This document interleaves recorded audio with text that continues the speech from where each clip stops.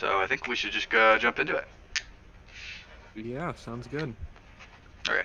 So we're picking up as if the disaster, the cursed night, did not happen at all. Yep. That last week I turned back a few pages, so I'm in the right place. Wonderful. Do you want to start us off, or should I? I would love to start us off. I'll take the first short section, and then I can hand back over to you for death. Okay, sounds good. Oh yeah, my other opener. I Oh yeah, forgot. do it. What's Death's favorite cold cut? I don't know. Mortadella. Jeez. Jeez. All right. All right. You couldn't be sure it would work. Cutwell spread his hands in a conciliatory gesture. Well, no, he conceded. But I thought, what have I got to lose? He backed away. What have you got to lose? Shouted Mort. He stamped forward and tugged the bolt out of one of the posts in the princess's bed. You're not going to tell me this went through me, he snapped. I was particularly watching it.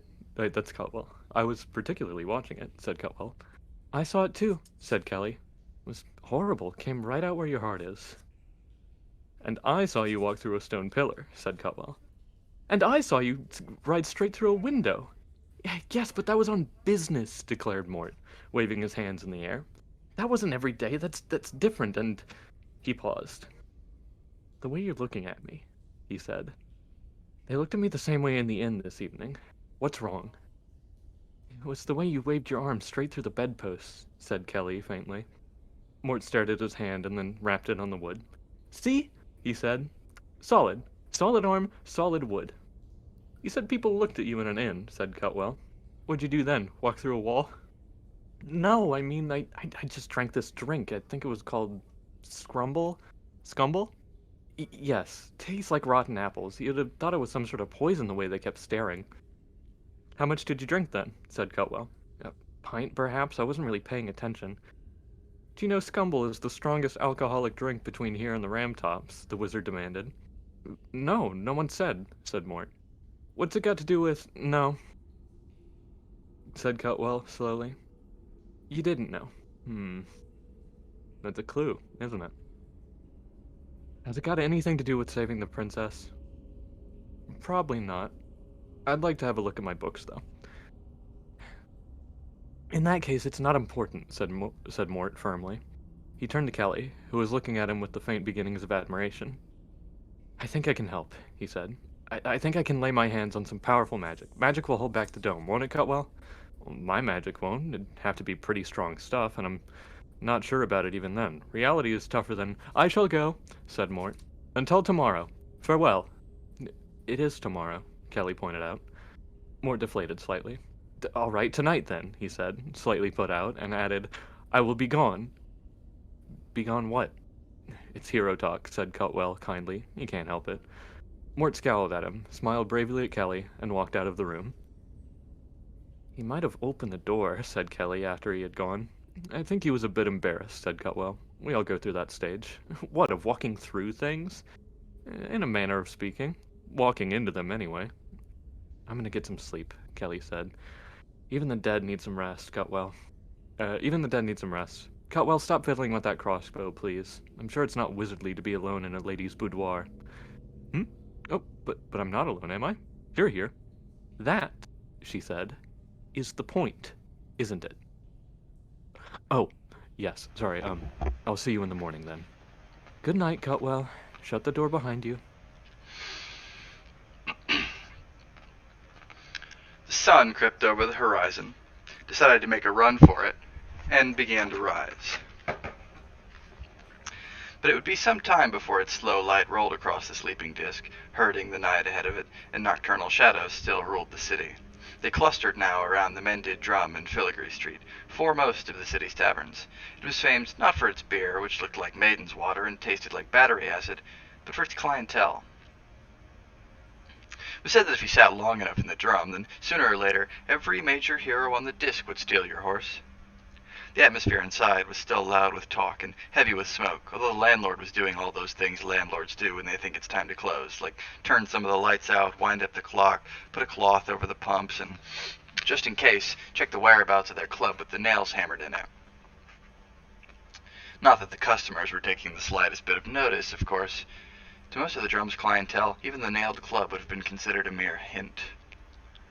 However, they were sufficiently observant to be vaguely worried by the tall, dark figure standing by the bar and drinking his way through its entire contents.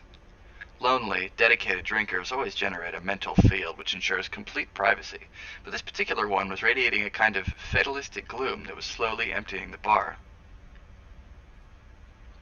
This didn't worry the barman because the lonely figure was engaged in a very expensive experiment. See, every drinking place throughout the multiverse has them, those shelves of weirdly shaped sticky bottles that not only contain exotically named liquid, which is often blue or green, but also odds and ends that bottles of real drink would never stoop to contain, such as whole fruits, bits of twig, and, in extreme cases, small drowned lizards. No one knows why barmen stock so many, since they all taste like treacle dissolved in turpentine. It's been speculated that they dream of a day when someone will walk in off the street unbidden and ask for a glass of peach corniche with a hint of mint, and overnight the place will become somewhere to be seen at. The stranger was working his way along the row. "What is the green one?" The landlord peered at the label. "Says melon brandy," he said doubtfully. "Says it's bottled by some monks to an ancient recipe," he added. "I will try it." The man looked sideways at the empty glasses on the counter, some of them still containing bits of fruit salad, cherries on a stick, and small paper umbrellas. "Are you sure you haven't had enough?" he said. It worried him vaguely that he couldn't seem to make out the stranger's face. The glass, with its drink crystallizing out on the sides, disappeared into the hood and came out again empty. "No. What is the yellow one, with the wasps in it?" "Spring cordial, it says. Yes?" "Yes. And then the blue one with the gold flecks." Old overcoat." "Yes. And then the second row." "Which one of them did you have in mind?" "All of them." The stranger remained bolt upright, the glasses with their burdens of syrup and assorted vegetation disappearing into the hood on a production line basis. This is it, the landlord thought. This is style. This is where I buy a red jacket and maybe put some monkey nuts and a few gherkins on the counter, get a few mirrors around the place, replace the sawdust. He picked up a beer-soaked cloth and gave the woodwork a few enthusiastic wipes, spreading the drips from the cordial glasses into a rainbow smear that took the varnish off. The last of the usual customers put on his hat and staggered out, muttering to himself. "I don't see the point," the stranger said. "Sorry?" "What is supposed to happen?" "How many drinks have you had?" 47. "Just about anything, then," said the barman, and because he knew his job and knew what was expected of him when people drank alone in the small hours, he started to polish a glass with the slops cloth that said, "Your lady thrown you out, has she?" "Pardon?" "Drowning your sorrows, are you?" "I have no sorrows." "No, of course not. Forget I mentioned it." He gave the glass a few more wipes. "Just thought it helps to have someone to talk to," he said. The stranger was silent for a moment, thinking. "You want to talk to me?" "Yeah, sure, I'm a good listener." "No one has ever wanted to talk to me before." "That's a shame." "They never invite me to parties, you know." "They all hate me. Everyone hates me. I don't have a single friend." "Everyone ought to have a friend," said the barman sagely. "I think..." "Yes?" I think I could be friends with the green bottle." The landlord slid the octagon bottle along the counter. Death took it and tilted it over the glass. The liquid tinkled on the rim. You drunk, I think, don't you? I serve anyone who can stand upright best out of 3, said the landlord. You're absolutely right. But I... The stranger paused, one declamatory finger in the air. What was I saying? You said I thought you were drunk. Ah, yes, but I can be sober any time I like. This is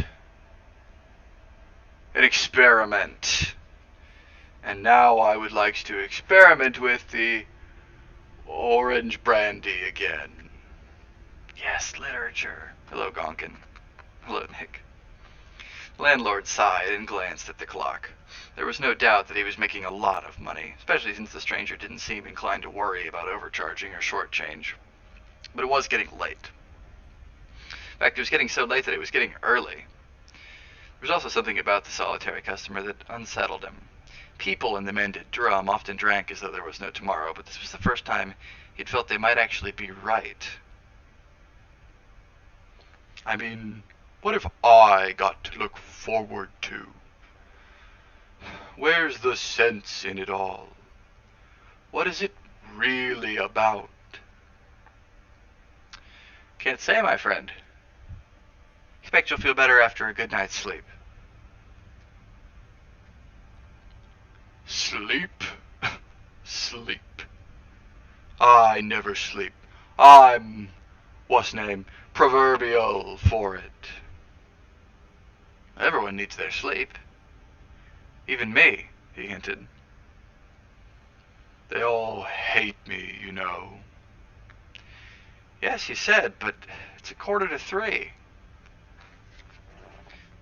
The stranger turned unsteadily and looked around the silent room. There's no one in the place but you and I, he said. The landlord lifted up the flap and came around the bar, helping the stranger down from his stool. I haven't got a single friend. Even cats find me amusing. A hand shot out and grabbed a bottle of Amanita liquor before the man managed to propel its owner to the door, wondering how someone so thin could be so heavy. I don't have to be drunk, I said. Why do people like to be drunk? Is it fun? Helps them forget about life, old chap. Now, just you lean here while I get the door open. Forget about life. Ha, ha. Now, you come back any time you'd like, you hear? You'd really like to see me again? The landlord looked back at the small heap of coins on the bar. That was worth a little weirdness. At least this one was a quiet one and seemed to be harmless. Oh, yes, he said, propelling the stranger into the street and retrieving the bottle in one smooth movement. Drop in any time. That's the nicest thing. The door slammed on the rest of the sentence. Alright, would you like to pick it up? Yes. Alright. Isabel sat up in bed. The knocking came again, soft and urgent. She pulled the covers up to her chin. Who is it? She whispered. It's me, Mort, came the hiss under the door. Let me in, please. Wait! Isabel scrambled frantically on the bedside table for the matches, knocking over a bottle of toilet water and dislodging a box of chocolates that was now mostly discarded wrappers. When she got the candle alight, she adjusted its position for maximum effect, tweaked the line of her nightdress into something more revealing, and said, It's not locked. Mort staggered into the room, smelling of horses and frost and scumble. I hope, said Isabel archly, that you have not forced your way in here in order to take advantage of your position in this household. Mort looked around him. Isabel was heavily into frills. Even the dressing table seemed to be wearing a petticoat. The whole room wasn't so much furnished as lingeried. Look, I haven't got time to mess around, he said. Bring that candle into the library, and for heaven's sake, put on something sensible. You're overflowing. Isabel looked down and then her head snapped up. Well, Mort poked his head back around the door. If it's a matter of life and death, he added, and disappeared. Isabel watched the door creak shut after him, revealing the blue dressing gown and the tassels that Death had thought up for her as a present last Hogswatch, and which she hadn't the heart to throw away, despite the fact that it was a size too small and had a rabbit on the pocket. Finally, she swung her legs out of bed, slipped into the shameful dressing gown, and padded out into the corridor. Mort was waiting for her. Won't father hear us? She said. He's not back. Come on. How can you tell? Place feels different when he's here. It's like the difference between a coat when it's being worn and when it's hanging on the hook. Haven't you noticed? What are we doing that's so important? Mort pushed open the library door. A gust of warm, dry air drifted out, and the door hinges issued a protesting creak. We're going to save someone's life, he said. A princess, actually. Isabel was instantly fascinated. A real princess? I mean, can she feel a pee through a dozen mattresses? Can she? Mort felt a very minor worry disappear. Oh, yes, I thought Albert had got it wrong. Are you in love with her? Mort came to a standstill between the shelves, aware of the busy little scritchings inside the book covers. It's hard to be sure, he said. Do I look it? You look a bit flustered. How does she feel about you? Don't know. Ah, said Isabel knowingly, in the tones of an expert. Unrequited love is the worst kind. It's probably not a good idea to go taking poison or killing yourself, though, she added thoughtfully. What are we doing here? Do you want to find her book and see if she marries you? I've read it, and she's dead, said Mort. But only technically. I mean, not really dead. Good, otherwise that would be necromancy. What are we looking for? Albert's biography. What for? I don't think he's got one. Everyone's got one. Well, he doesn't like people asking personal questions. I looked for it once and couldn't find anything. Albert by itself isn't much to go on. Why is he so interesting? Isabel lit a couple candles from the one in her hand and filled the library with dancing shadows. I need a powerful wizard, and I think he's one. What, Albert? Yes, only we're looking for Alberto Malik. He's more than 2,000 years old, I think. What, Albert? Yes, Albert. He never wears a wizard's hat, said Isabel doubtfully. He lost it. Anyway, the hat isn't compulsory. Where do we start looking? Well, if you're sure. The stack, I suppose. That's where Father puts all the biographies that are more than 500 years old. It's this way. She led the way past the whispering shelves to a door set in a cul-de-sac. It opened with some effort, and the groan of the hinges reverberated around the library. Mort fancied for a moment that all the books paused momentarily in their work just to listen. Steps led down into the velvet gloom. There were cobwebs and dust, and air that smelled as though it had been locked in a pyramid for 1,000 years. People don't come down here very often, said Isabel. I'll lead the way. Mort felt something was owed. I must say, he said, you're a real brick. You mean pink, square, and dumpy? You really know how to talk to a girl, my boy. Mort, said Mort automatically. The stack was as dark and silent as a cave deep underground. The shelves were barely far enough apart for one person to walk between them, and towered up well beyond the dome of candlelight. They were particularly eerie because they were silent. There were no more lives to write. The books slept. But Mort felt that they slept like cats, with one eye open. They were aware. I came down here once, said Isabel, whispering. If you go far enough along the shelves, the books run out and there's clay tablets and lumps of stone and animal skins, and everyone's called Ugg and Zog. The silence was almost tangible. Mort could feel the books watching them as they tramped through the hot, silent passages. Everyone who had ever lived was here somewhere, right back to the first people that the gods had baked out of mud or whatever. They didn't exactly resent him, they were just wondering why he was here. Did you get past Ugg and Zog? He hissed. There's a lot of people would be very interested to know what's there. I got frightened. It's a long way, and I didn't have enough candles. Pity. Isabel stopped so sharply that Mort cannoned into the back of her. This would be about the right area, she said. What now? Mort peered at the faded names on the spines. They don't seem to be in any order, he moaned. They looked up. They wandered down a couple of side alleys, pulled a few books off the lowest shelves at random, and raising pillows of dust. This is silly, said Mort at last. There's millions of lives here. The chance of finding his or worse than. Isabel laid her hand against his mouth. Listen! Mort mumbled a bit through her fingers and then got the message. He strained his ears, striving to hear anything above the heavy hiss of absolute silence. And then he found it. A faint, irritable scratching. High, high overhead, somewhere in the impenetrable darkness on the cliff of shelves, a life was still being written. They looked at each other, their eyes widening, then Isabel said, We passed a ladder back there, on wheels. The little casters on the bottom squeaked as Mort rolled it back. Top end moved too, as if it was fixed to another set of wheels somewhere up in the darkness. Right, he said. Give me the candle, and if the candle's going up, then so am I, said Isabel firmly. You stop down here and move the ladder when I say, and don't argue. Might be dangerous up there, said Mort gallantly. It might be dangerous down here, Isabel pointed out. So I'll be up on the ladder with the candle, thank you. She set her foot on the bottom rung and was soon no more than a frilly shadow outlined in a halo of candlelight that soon began to shrink. Mort steadied the ladder and tried not to think of all the lives pressing in on him. Occasionally a meteor of hot wax would thump onto the floor beside him, raising a crater in the dust. Isabel was now a faint glow far above, and he could feel every footstep as it vibrated down the ladder. She stopped. It seemed to be for quite a long time. Then her voice floated down, deadened by the weight of the silence around them. Mort, I've found it. Good. Bring it down. Mort, you were right.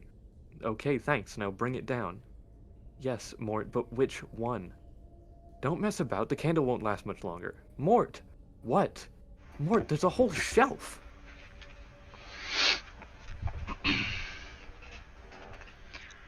Now it really was dawn, that cusp of the day that belonged to no one except the seagulls in Moorpork docks, the tide that rolled up in the river, and a warm turnwise wind that added a smell of spring to the complex odor of the city. Death sat on a bollard looking out to sea. He had decided to stop being drunk. It made his head ache. He'd tried fishing, dancing, gambling, and drink, allegedly four of life's greatest pleasures, and wasn't sure that he saw the point. Food he was happy with. Death liked a good meal as much as anyone else. He couldn't think of any other pleasures of the flesh, or rather, he could, but they were, well, fleshy, and he couldn't see how it would be possible to go about them without some major bodily restructuring, which he wasn't going to contemplate. Besides, humans seemed to leave off doing them as they grew older, so presumably they couldn't be that attractive. Death began to feel that he wouldn't understand people as long as he lived. The sun made the cobbles steam, and Death felt the faintest tingling of that little springtime urge that can send 1,000 tons of sap pumping through 50 feet of timber in a forest. The seagulls swooped and dived around him. A one-eyed cat, down to its 8th life and last ear, emerged from its lair in a heap of abandoned fish bones, stretched, yawned, and rubbed itself against his legs. The breeze, cutting through Onk's famous smell, brought a hint of spices and fresh bread. Death was bewildered. He couldn't fight it.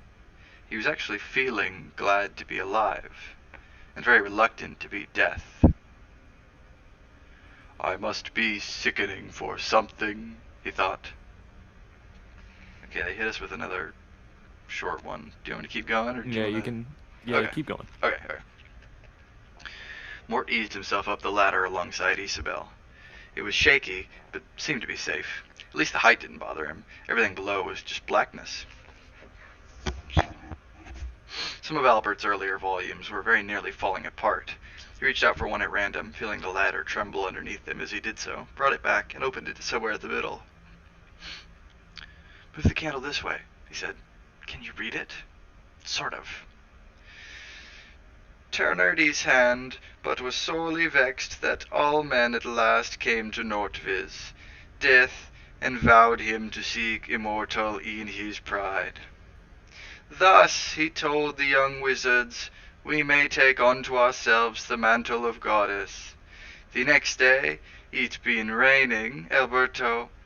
It's written in the old, he said, before they invented spelling. Let's have a look at the latest one. It was Albert, all right. Mort caught several references to fried bread. Let's have a look at what he's doing now, said Isabel. Do you think we should? It's a bit like spying. So what? Scared? All right. He flicked through until he came to the unfilled pages, and then turned back until he found the story of Albert's life crawling across the page at surprising speed, considering it was the middle of the night. Most biographies didn't have much to say about sleep unless the dreams were particularly vivid. Hold this candle properly, will you? I don't want to get grease on his life. Why not? He likes grease. Stop giggling. You'll have us both off. Now, look at this bit. He crept through the dusty darkness of the stack, Isabel read, his eyes fixed on the tiny glow of candlelight high above. Prying, he thought, poking away at things that shouldn't concern them, the little devils. Oh, Mort! Shut up, I'm reading! Soon put a stop to this. Albert crept silently to the foot of the ladder, spat on his hands, and got ready to push. The master'd never know. He was acting strange these days, and it was all that lad's fault, and... Mort looked up into Isabel's horrified eyes. Then the girl took the book out of Mort's hand, held it at arm's length while her gaze remained fixed woodenly on his, and let it go. Mort watched her lips move and then realized that he, too, was counting under his breath. 3, 4... There was a dull thump, a muffled cry, and silence. Do you think you've killed him? Said Mort after a while. What, here? Anyway, I didn't notice any better ideas coming from you. No, but he's an old man after all. No, he's not, said Isabel sharply, starting down the ladder. 2,000 years. Not a day over 67. The book said, I told you, time doesn't apply here, not real time. Don't you listen, boy. Mort, said Mort. And stop treading on my fingers. Go as fast as I can. Sorry. And don't act so wet. Have you any idea how boring it is living here? Probably not, said Mort, adding with genuine longing. I've heard about boredom, but I've never had a chance to try it. It's dreadful. If it comes to that, excitement isn't all it's cracked up to be. Anything's got to be better than this. There was a groan from below, and then a stream of swear words. Isabel peered into the gloom. Obviously, I didn't damage his cursing muscles, she said. I don't think I ought to listen to words like that. It could be bad for my moral fiber. They found Albert slumped against the foot of the bookshelf, muttering and holding his arm. There's no need to make that kind of fuss, said Isabel briskly. You're not hurt. Father simply doesn't allow that kind of thing to happen. What'd you have to go and do that for? He moaned. I didn't mean you any harm. You were going to push us off, said Mort, trying to help him up. I read it. I'm surprised you didn't use magic. Albert glared at him. Oh, so you found out, have you? He said quietly. Then much good may it do you. You've no right to go on prying.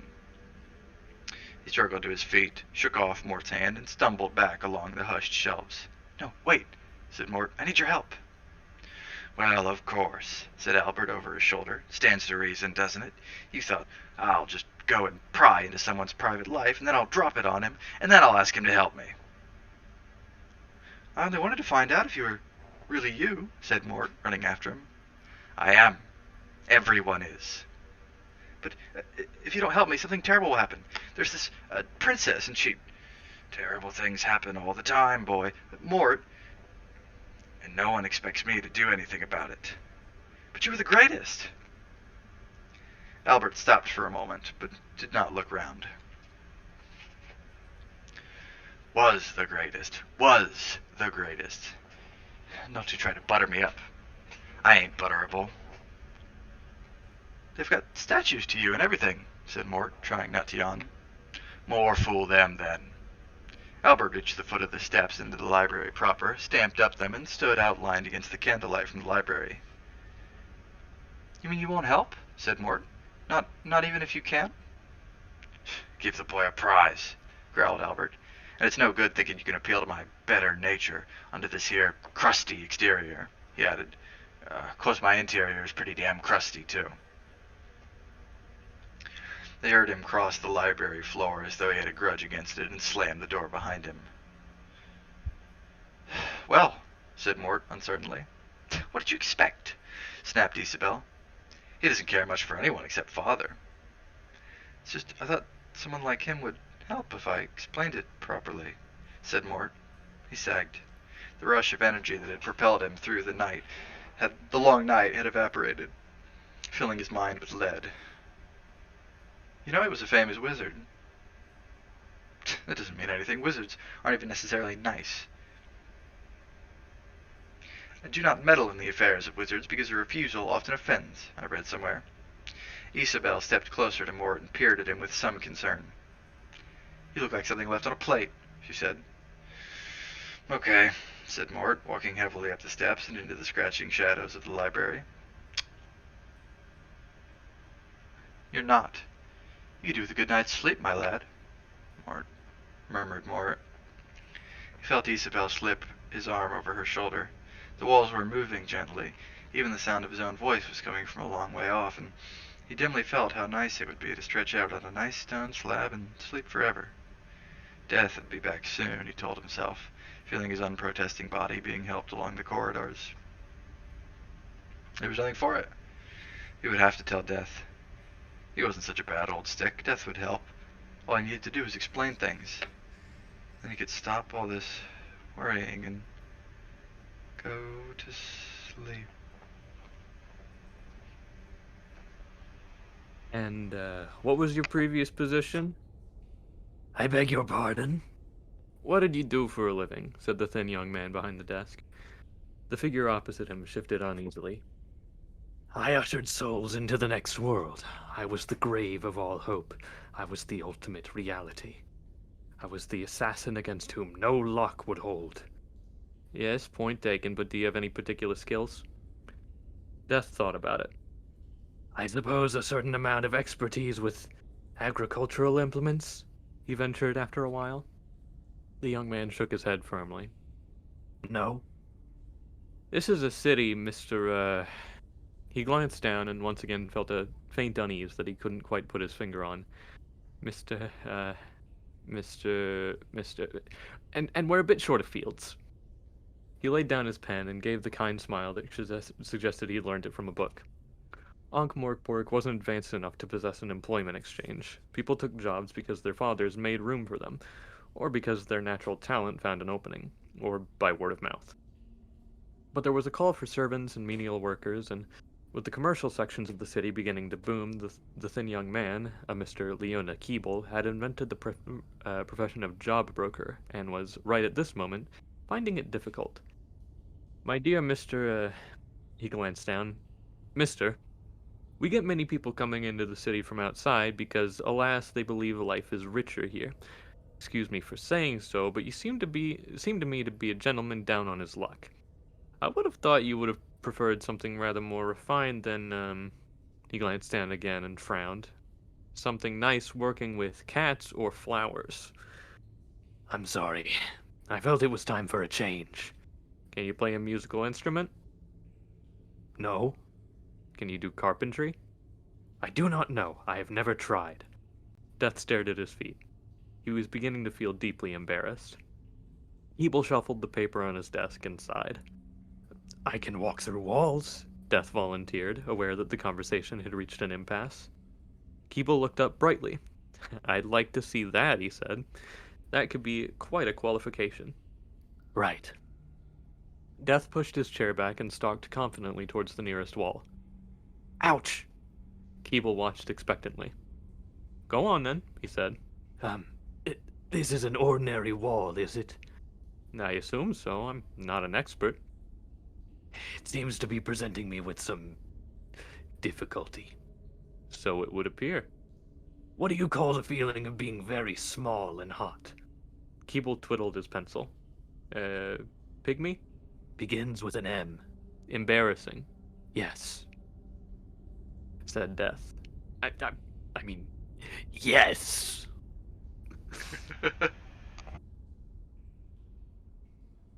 It would seem that you have no useful skill or talent whatsoever, he said.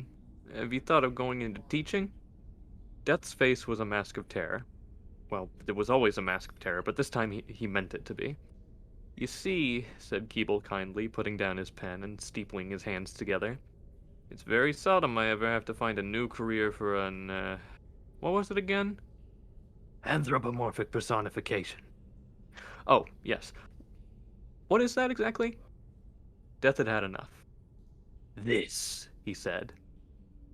For a moment, just for a moment, Mr. Keeble saw him clearly. His face went nearly as pale as Death's own. His hands jerked convulsively, his heart gave a stutter. Death watched him with mild interest, then drew an hourglass from the depths of his robe and held it up to the light, and examined it critically. settle down, He said. you've got a good few years yet. I could tell you how many if you like. Keeble, fighting to breathe, managed to shake his head. Do you want me to get you a glass of water then? The shop bell jangled. Keeble's eyes rolled. Death decided that he owed the man something. He shouldn't be allowed to lose custom, which was clearly something humans valued dearly. He pushed aside the bead curtain and stalked into the outer shop, where a small fat woman, looking rather like an angry cottage loaf, was hammering on the counter with a haddock. It's about that cook's job up at the university, she said. Told me it was a good position. It's a disgrace up there. The tricks them students play, and I demand, I want you to, I'm not... Her voice trailed off. Here, she said, but you couldn't tell her heart wasn't in it. You're not Keeble, are you? Death stared at her. He'd never before experienced an unsatisfied customer. He was at a loss. Finally, he gave up. Begone, you black and midnight hag, He said. The cook's small eyes narrowed. Who are you calling a midnight bag? She said accusingly and hit the counter with the fish again. Look at this, she said. Last night it was my bed warmer. In the morning it's a fish, I ask you. May all the demons in hell rend your living spirit if you don't get out of the shop this minute, Death tried. I don't know about that, but what about my bed warmer? There's no place for a respectable woman up there. They tried to... If you would care to go away, said Death desperately. I will give you some money. How much? Said the cook, with a speed that would have outdistanced a striking rattlesnake and given lightning a nasty shock. Death pulled out his coin bag and tipped a heap of verdigris and darkened coins on the counter. She regarded them with deep suspicion. Now leave upon the instant, said Death, and added, before the searing winds of infinity scorch thy worthless carcass. My husband will be told about this, said the cook darkly as she left the shop. It seemed to Death that no threat of his could possibly be as dire. He stalked back through the curtains. Keeble, still slumped in his chair, gave a kind of strangled gurgle. It was true, he said. I thought you were a nightmare. I could take offense at that, said Death. You really are Death, said Keeble. Yes. Why didn't you say? People usually prefer me not to. Keeble scrabbled among his papers, giggling hysterically. You want to do something else, he said. Tooth Fairy? Water Sprite? Sandman? Do not be foolish. I simply feel I want to change. Keeble's frantic rustling at last turned up the paper he'd been searching for. He gave a maniacal laugh and thrust it into Death's hand. Death read it. This is a job. People are paid to do this. Yes, go and see him. You're just the right type. Only don't tell him I sent you.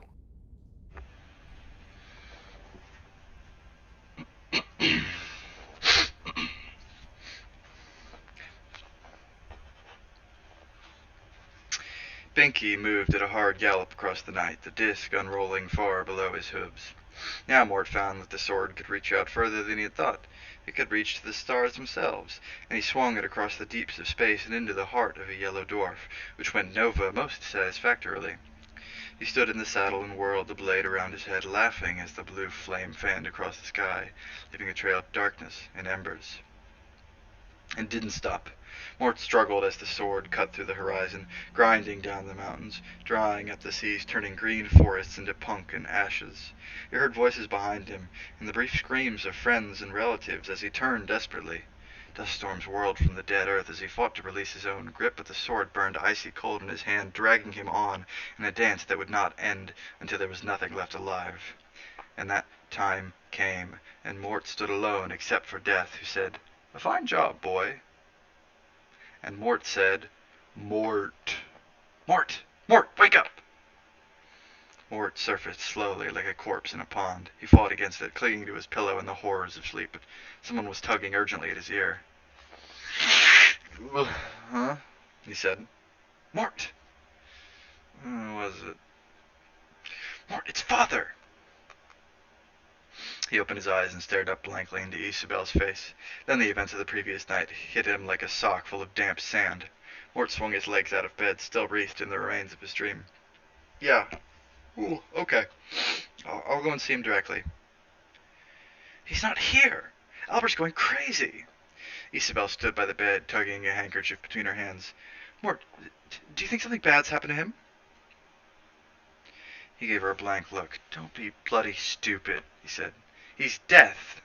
He scratched at his skin. He felt hot and dry and itchy. "But he's never been away this long, not even when there was that big plague in Pseudopolis. I mean, he asked me here in the morning to do the books and work out the nodes and..." Mort grabbed her arms. All right, he said, as soothingly as he could manage. "I'm sure everything's okay. Just settle down. I'll go and check. Why have you got your eyes shut?" "Mort, please put some clothes on," Isabel said in a tight little voice. Mort looked down. "Sorry," he said meekly. "I didn't realize Who put me to bed?" "I did," she said, "but I looked the other way." Mort dragged on his breeches, shrugged into his shirt, and hurried out towards Death's study with Isabel on his heels.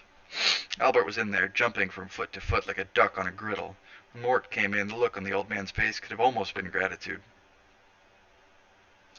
Mort saw with amazement that there were tears in his eyes. "This chair hasn't been sat in," Albert whined. "Sorry, but is that important?" said Mort. "My granddad didn't used to come home for days if he'd had a good sale at the market." "But he's always here," said Albert. "Every morning, as long as I've known him, sitting here at his desk, working on the notes. It's his job. He wouldn't miss it." "I expect that notes can look after themselves for a day or two," said Mort. The drop in temperature told him he was wrong. He looked at their faces. "They can't?" he said. Both heads shook. "If the nodes aren't worked out properly, all the balance is destroyed," said Isabel. "Anything could happen." "Didn't he explain?" said Albert. "No, not really. I've really only done the practical side. Said he'd tell me about all the theoretical stuff later," said Mort. Isabel burst into tears. Albert took Mort's arm and, with considerable dramatic waggling of his eyebrows, indicated that they should have a little talk in the corner. Mort trailed after him reluctantly. The old man rummaged in his pockets and at last produced a battered paper bag. "Peppermint?" he inquired. Mort shook his head. "He'd never tell you about the notes?" said Albert. Mort shook his head again. Albert gave the peppermint a suck. It sounded like the plug hole in the bath of God. "How old are you, lad?" "Mort, I'm 16. "There's some things a lad ought to be told before he's 16, said Albert, looking over his shoulder at Isabel, who was sobbing in Death's chair. "Oh, I know about that. My father told me all about that when we used to take the Thargus to be mated. And when a man and a woman... About the universe is what I meant," said Albert hurriedly. "I mean, have you ever thought about it?" "I know the disc is carried through space on the backs of four elephants that stand on the shell of Great Atum," said Mort. "That's just part of it. I meant the whole universe of time and space and life and death and day and night and everything." "Can't say I've ever given it much thought," said Mort. "You ought. Point is, the nodes are part of it. They stop Death from getting out of control, see? Not him, not Death, just Death itself. Like, Albert struggled for words. Like death should come exactly at the end of life, see? Not before or after. And the nodes have to be worked out so that the key figures... You're not taking this in, are you?" "Sorry." They've got to be worked out, said Albert flatly. And then the correct lives have got to be got. The hourglass, as you call them. The actual duty is the easy job. Can you do it? No. Can you? No. Albert sucked reflectively at his peppermint. That's the whole world in the Jippo, then, he said. Look, I can't see why you're so worried. I expect you just got held up somewhere, said Mort. But it sounded feeble even to him. It wasn't as though people buttonholed Death to tell him another story, or clapped him on the back and said things like, "You got time for a quick half in there, my old mate? No need to rush off home." Or invited him to make up a Skittles team and come out to the Clatchian takeaway afterwards, or... It struck Mort with sudden, terrible poignancy that Death must be the loneliest creature in the universe. In the great party of creation, he was always in the kitchen. "I'm sure I don't know what's come over the master lately," mumbled Albert, out of the chair. "My girl, let's have a look at these notes." They opened up the ledger. They looked at it for a long time. Then Mort said, "What do all these symbols mean?" "Sodomy non sapiens," said Albert under his breath. "What's that mean?" "Means I'm buggered if I know." "That was wizard talk, wasn't it?" said Mort. "You shut up about wizard talk. I don't know anything about wizard talk. You apply your brain to this here." Mort looked down again at the tracery of lines. It was as if a spider had spun a web on the page, stopping at every junction to make notes. Mort stared until his eyes hurt, waiting for some spark of inspiration. None volunteered. "Any luck?" "It's all Clatchian to me," said Mort. "I don't even know whether it should be read upside down or sideways." "Spiraling from the center outwards," sniffed Isabel from her seat in the corner. Their heads collided as they both peered at the center of the page. They stared at her. She shrugged. "Father taught me how to read the node chart," she said, "when I used to do my sewing in here. He used to read bits out." "You can help?" said Mort. "No," said Isabel. She blew her nose. "What do you mean, no?" growled Albert. "What do you mean, no?" growled Albert. "This is too important for any flighty—" "I mean," said Isabel in razor tones, "that I can do them, and you can help."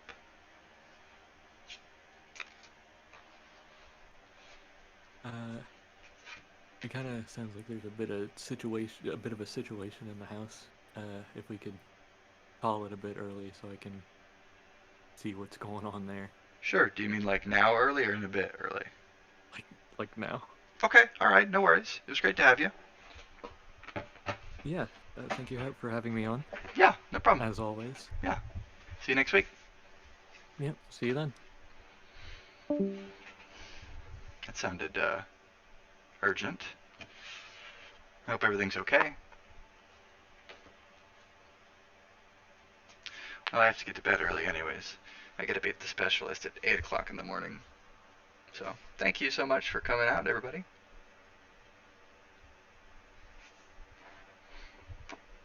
Same time next week.